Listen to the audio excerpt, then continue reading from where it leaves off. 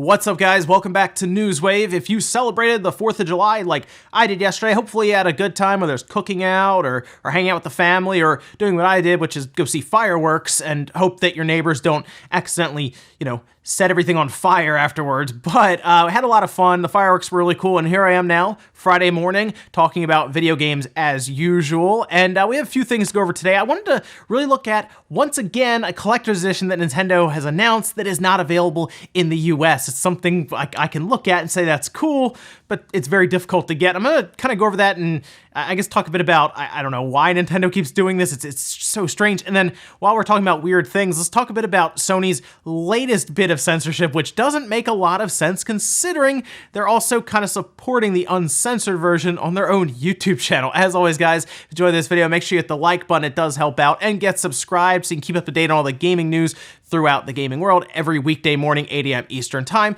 We're actually gonna start today with the Cuphead DLC. Now, if you don't know, for about a year and a half now, we've been waiting for the Cuphead DLC that we heard about, and we really haven't seen much about it. We just keep hearing about it. Well, it turns out that Studio MDHR is actually not going to have this thing ready until next year, 2020, and that is certainly disappointing for a lot of people, but they do cite that they want to try to keep a healthy working environment, which sounds to me like they don't want to push really hard to get to a deadline and have crunch take place in their workplace, which means that generally developers will have to stick around for 100+ hour weeks, and a lot of times that can actually damage the workplace and of course damage some of the developers. So they want to keep it healthy there. And then they also talk about kind of a level of quality, and I have to admit, Cuphead took a while to come out, right? It took a long time actually, and the quality when it did come out was very good. So I'm willing to wait just because I know they have high quality standards over there. And to be honest, Cuphead was so much fun. I'm ready to play some more. And you know what? If I have to wait an extra,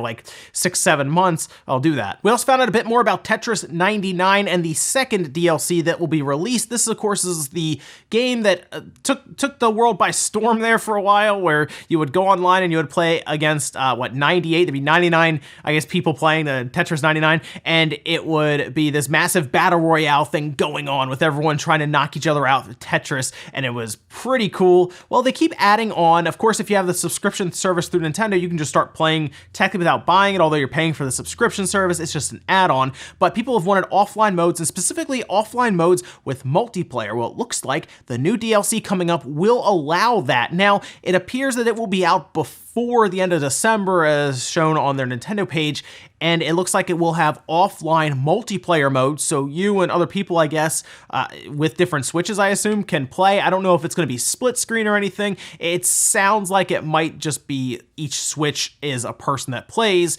so we'll see how that all works out, but pretty cool there. Nothing on pricing. That really caught people off guard when they were charging for the DLC for a game that came with a subscription service. I guess I would view it like Fortnite, where they make the base game Battle Royale thing free, but then you pay for, like, Save the World and V-Bucks and everything. But it's at least they're kind of filling that in. I would like offline mode to have been included, but it's part of the subscription, so I guess they want to tie it into the online. Oh, and we've talked about Red Dead Redemption 2 going to PC before, and it seems obvious.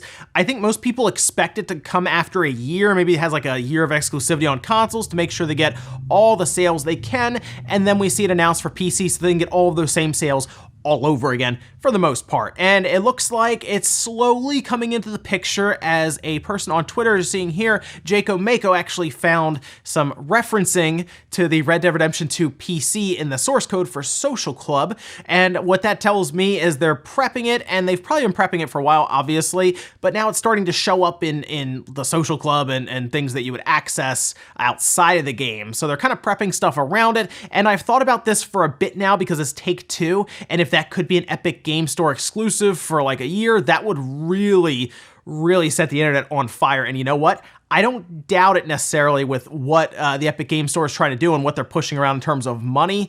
There's a chance Take-Two might take that deal, so we'll see. Oh, and if you're excited about Ghostbusters, it's coming out, the remaster that they're doing, it's gonna be really cool. I liked the Ghostbusters game a lot back in the day. It's coming back out. You will be able to pick it up physically, but it does appear to be a GameStop exclusive, so you wanna keep that in mind. They are open to pre-orders at this time. It's on their website. They opened it up the other day, and it does say like a GameStop only, so physically it's gonna be only there, and that's something they've done before in the past, and it's worked out with some better than others. I believe like Has Been Heroes for the Switch was a GameStop only thing, whereas things like, Xenoblade, it doesn't always work out the best. So here's hoping this one goes over well. At least there's a ton of different platforms to pick it up on, and most likely I'll probably grab it on the Switch, and depending, maybe the Xbox. And guys, some of the quick news out of the way, let's get into the bigger stuff. We're actually gonna start right away with Daemon Ex Machina. It's a game that I am so on. I'm really unsure how good this game's gonna be, but I do really appreciate them listening to the feedback that fans gave them during their technical alpha that they ran, where we got to kind of play it for a little bit, couple of levels, even let us customize our characters, and then we pretty much told them everything we didn't like about it. But rather than get frustrated or offended or anything, they sat down and they said, okay, well, let's fix some of that stuff because we want you to like the game. And they did. There was a full trailer that went out. We went over that. Well, here's the thing about Daemon Ex Machina. I'm gonna get it, but then I see things like this. This is the Orbital Limited Edition, and it looks really cool. I mean, look at this thing. It comes with an 18-centimeter tall Arsenal statue, has a hanger-style box that it comes in. Of course, the game card there, the steelbook, which the steelbook looks awesome, and then a 100-page art book. Here's the issue, though.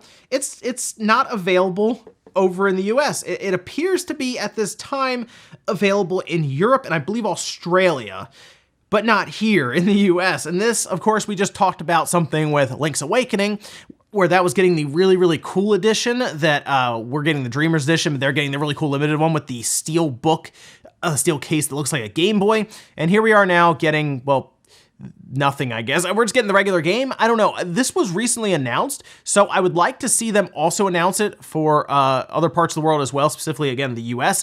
It's just we keep seeing this happen. Now, I don't think it's impossible for them to just, not announce this at all for the US, but we are coming up to its release date. I mean, it's coming out in mid-September, and I was hoping that the Link's Awakening Collector's Edition, the limited edition with the steelbook, looks like a Game Boy, would also get announced, but they keep doubling down on that Dreamers edition, so I still think it's possible, but most likely I'll have to figure out, again, a way to get it, and I think I can. I looked into some avenues to get Link's Awakening limited edition. I'll have to do something similar here. I was hoping Amazon would ship it, but they don't actually ship to the US. There was Amazon Spain, I believe, had this up, and unfortunately it just said can't ship to you. So I'll have to figure out another way, which I think I can, but again, it's just more runaround and work rather than just go on Amazon in the US and just pre-order it, or Best Buy or GameStop, wherever. It's just a little bit more work to get it. Fortunately, though, the Switch is region free, so wherever they release it in the world, I can get it and play it, as long as it has an English option. Next up, let's talk about No More Heroes 3. It's a game that I got really excited to see because, of course, played Travis Strikes Again, thought it was okay. I didn't think it was amazing or anything. And we all wanted No More Heroes 3 when we bought that game. We were hoping that, hey, hopefully this can help Suda51, Grasshopper, and everything, and they can figure out how to get No More Heroes 3 done. Well, it sounds like they were also working on it then too, so good to see. It was really a really cool moment when they did announce that, because we didn't even know what it was when they first showed it, and then you see Travis step out of the armor, and it was on at that point, right? Well, Suda51 actually sat down with an interview, talked a bit more about No More Heroes 3, his plans for it, and it sounds like he has a pretty good idea around this one. So some of the key points to take away from this interview that he did, specifically I saw it with Polygon, where he wants to incorporate a lot of fan feedback during development, which again works really well. We saw it with Octopath, of course, where they did Octopath Traveler and they changed that up heavily. Just saw it and just talked about it with Daemon Ex Machina, so good to see some of these developers are doing that. They're going to have fan feedback. We might even get like a little, maybe some kind of demo or something to try out. You don't have to have played No More Heroes 1 and 2, so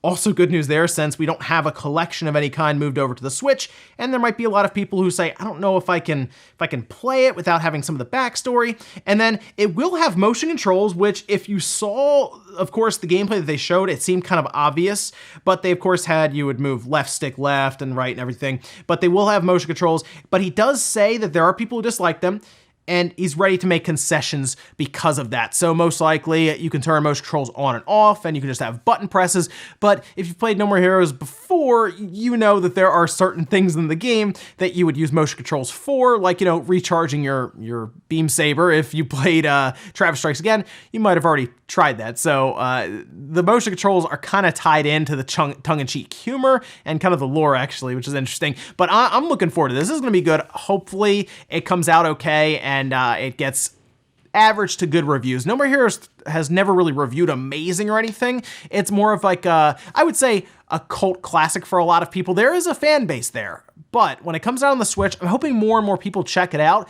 And I think it's a good move that we don't have to have played 1 and 2, because to be honest, even if 1 and 2 came over in a collection, I don't know if everyone would pick it up because they wouldn't be sure. So if you can just jump into 3, that is probably the best way to go about it. And who knows, if it does really well, maybe we have a 4th one and a 5th one, and by then the Switch audience will have already been familiar with it. So exciting stuff. I'm glad to see Suda is on the right track here, getting some fan feedback, making sure we don't have to have played the other games, and of course, kind of working around motion controls for people who don't want them. Next up, let's talk about XCloud, Microsoft, and their Xbox Scarlet, and then another box. So this is interesting because we've been talking about how Microsoft seems to have all these plans for tons of different SKUs, and it now looks like they're heading off with just one box, and that, I guess, is Xbox Scarlet, or what Anaconda was.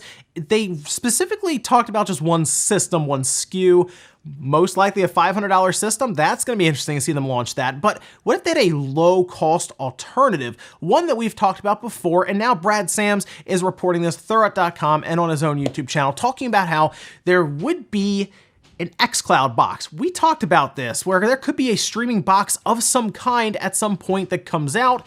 I don't know if it would come out right alongside of Xbox Scarlet, because that could confuse consumers, but if it's shown off as a low-cost alternative, and I know people are talking about very, very cheap, like $50 or $60. I don't know how possible that is. I think it would be maybe like $100 with an Xbox controller, like $99.9. But according to him, this would actually be working to try to eliminate some of the input lag from the controller, much like Stadia will take the controller and sync it to your router rather than just like your computer or whatnot to eliminate lag. That's similar to what XCloud would do, but the system itself would be built around making this the best streaming, streaming experience possible and as close to your local experience. Whereas, of course, your web browser, or let's say your Samsung Smart TV or your Chromecast, or who knows, whatever box you're using, will not necessarily be set up specifically for XCloud. It's an interesting idea, and it could pay off with Microsoft if XCloud turns out to be better than Stadia, which it sounds like it will, mostly because Microsoft has an actual vision for this thing, and they already have the games, and they have the service with Game Pass. Game Pass gets tied in with Xbox Live Ultimate for $15 a month, and all of a sudden you have this large amount of games right in front of you, and you just turn on your XCloud box and you go. That is enticing to a lot of people. So they could even take the box and do what they've done before, where they like finance it or lease it alongside of your Xbox Ultimate, subscription. There's some interesting things they could do here for people to get it into their home. So yes, I do think XCloud already has a leg up on Stadia just because of the library, and if they have a box that's better than this Chromecast thing, yeah, they should be able to run over Stadia. But Microsoft also, needs to show XCloud, talk about XCloud, and even tell us when we can get it. And our last bit of news, let's talk about this weird bit of censorship from Sony. Of course, we've talked about Sony censorship in the past. They've done some weird things, whether it's Dead or Alive, having the suntan lotion stuff removed, entire titles and logos being changed. Seems to be a recurring theme with Sony, specifically around Japanese developers when they try to localize things over to the US. A lot of times it's okay in Japan, but when it comes over to the US, it's a problem, and that's where we're kind of getting these mixed signals. Let me give you an example. Yesterday, we actually had an interesting post take place for a game called Crystar, which actually launched in Japan last year on the PlayStation 4, and now it's coming over to the States at the end of August. But there's a problem. This is actually what they posted online. We would like to inform the community about a content change made to this release. In the PlayStation 4 version of the title, the pre-title screen cinematic has had approximately 0.5 seconds of footage depicting Rey's naked buttocks removed. This change does not affect gameplay, and no other content has been modified. So interestingly enough, Sony has changed 0.5 seconds of the cinematic. What's really odd about this situation is they actually posted that entire cinematic on their own YouTube channel in Japan, on Sony Japan's their own YouTube channel. So that's all there uncut of that 0.5 seconds. But now that it's coming to the US, they had to cut that little bit out. It's mostly when they, again, regionalize it to the US, they decide what can be taken out. It seems like such a small thing, right? It's half a second. You figure it's not that big of a deal, but it is to Sony. Again, they've talked about this to a degree where they want to make sure that they are safe for children, I guess, or kids, or their image. but then of course you have hyperviolence and everything, so who knows where this is. But here's the thing about this situation. It of course is up to the developer to continue putting stuff on the PlayStation 4, and most times they will because it has the install base, so they'll put up with it for now. The question is, going into next generation with the PlayStation 5 and whatever Nintendo's doing, who doesn't really care. They say, hey, they're your kids, you know, the parents and everything. We'll give you the parental control app and you deal with it there. And they say that it actually inhibits the industry, which, yeah, it kind of does, because you're technically controlling and limiting creative freedom at that point. So I get why Nintendo is going about it that way, and I also can kind of see from Sony's standpoint where they're trying to mold this image as they technically start moving a lot of their process pretty much into the US. So interesting stuff there, but hey, if it keeps up like this, I mean, should Sony really be surprised if developers in Japan just stop putting stuff on the PlayStation 5 and specifically move over to PC and the Switch? Even the Xbox? I mean, what if Microsoft's like, yeah, we don't care. Okay, we'll go to the Xbox. It's an odd situation there because it's Sony, who's a Japanese-based company, pretty much pushing back against what Japanese culture seems okay with. So weird censorship of 0.5 seconds, but that's where we are. Nintendo's okay with this kind of stuff, Sony isn't. We've kind of reversed course here. And we'll finish up today with the comment of the day from yesterday. This one's from Trivial, says, the PlayStation Classic is $25 at Best Buy, still not worth it in my opinion. So the Raspberry Pi 4 is a better value if you can get it. It's hard to get right now, but you still have to get a case and generally an SD card and other things, whereas the PlayStation Classic is for the most part ready to go out of the box just to play games, but then if you modify it and you have a USB stick, at that point, it can do all kinds of stuff. Seriously, the hacking scene around this thing has exploded, so I get why you might look at that and say, yeah, 25 is still quite a bit, but it comes with 2 controllers, and realistically, just buying it just for fun for 25 bucks isn't bad, specifically what you can get out of it. It's fairly powerful. It's more powerful than like the Nintendo Classic or the Super Nintendo Classic, and it will technically play those games, and it's all USB output on the input on the outside. So I guess you could try plugging in other controllers. It works with keyboards and stuff. So I don't know. I'm kind of leaning on the side of getting it for fun, hacking it, and loading up whatever you want on it. But the Raspberry Pi 4, I think, is a better buy if you can get it. It's just getting it at this point. Ladies and gentlemen, that's going to do it here for Newswave. If you enjoyed this video, guys, hit the like button. Really helps out. If not, hit the dislike. Leave comments down below about everything we talked about, whether it's Sony's weird 0.5 seconds of censorship. Do you think developers, specifically in Japan, where it seems to be happening, is going to start backing away from the PlayStation when the PS5 comes out, especially if it doesn't explode in popularity like the PS4 did? I'm curious about that one. And then what about all these special editions that are not coming into the US at all? Nintendo's just releasing them overseas. It's getting a little frustrating because you have to do a little more work to get them. Fortunately, I guess the Switch is region free, but why is Nintendo doing it? I'm not sure. Let me know, guys, down below. Thank you so much for watching, and I'll see you next time.